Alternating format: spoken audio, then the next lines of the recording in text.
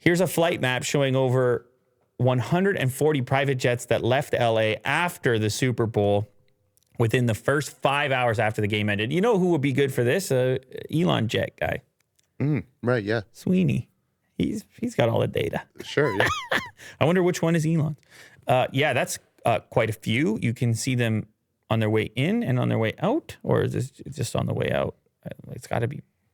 I'm trying to guess based on the pink lines versus the blue lines. But anyway, you can see them all piling up in Los Angeles. There's some actually from San Francisco up there.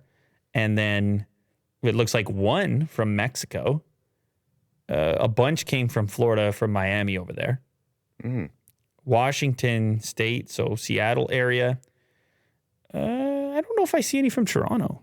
Maybe that one. This one? Yeah, and obviously Drake's? New York. And one of them is heading to Europe by the looks of it. The UK, maybe that's a big jet based on this diagram over here. But yeah, it's always a lot of celebrity activity going on. Some people were pissed because the celebrities didn't have masks on because California still has a mask mandate. And the celebrities were just partying in the...